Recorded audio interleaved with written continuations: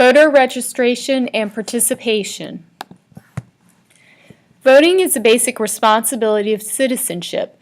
Voter registration is required before a citizen may vote. Only citizens who register can participate in primary and general elections.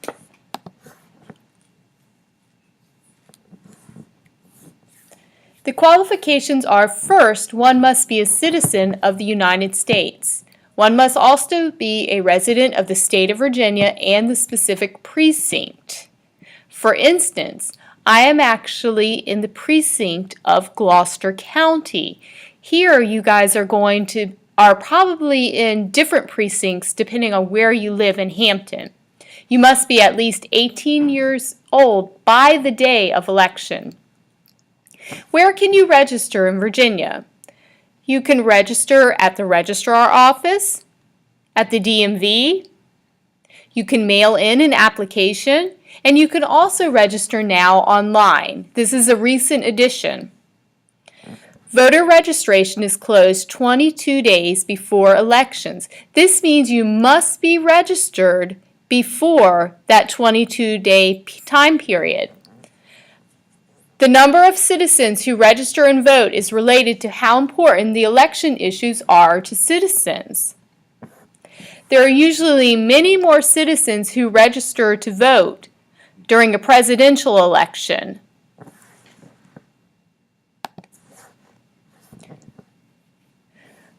What factors actually predict who will vote? Those factors are age. Usually, older people have more of a tendency to vote. Income is another one. People who have more money usually also have more of a tendency to vote. Education is the last. Those who have a higher level of education also have more of a tendency to vote.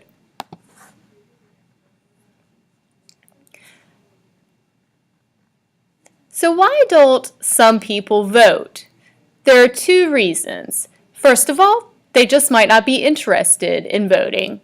The issues may not be important to them. They could also forget to register in time. The percentage of voters who participate in presidential elections is usually much greater than those who participate in state and local elections. We are getting ready to have a state and local election this November.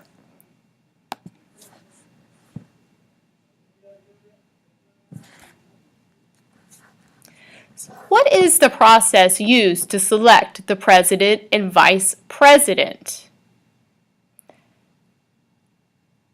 How are the president and vice president elected? The president and vice president are actually elected by the Electoral College. We all vote for the president and vice president in our individual states. The Electoral College looks at that vote and casts their votes accordingly. A slate of electors for each state chosen by popular vote. This is what the Electoral College is. Most states have a winner-take-all system. What exactly does this mean?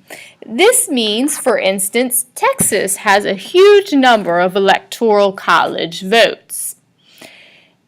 Even though you may have two presidential candidates, one who gets, let's say, 1,000 popular votes and one that gets 1,001 popular votes. All of Texas's Electoral College votes go to the person who gets the 1,001, even though it's only one more vote.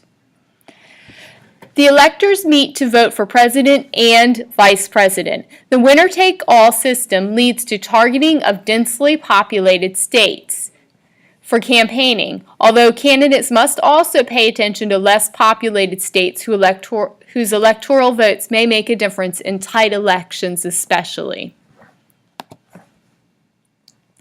The number of electors of each state is based on the state's congressional representation, which is based on the state's population. The requirement for a majority vote to win in the Electoral College favors a two-party system. It is not possible to have a third viable party and for that party to actually be able to win. If you had three parties that are fairly even, no one will actually be able to get the appropriate number of electoral college votes.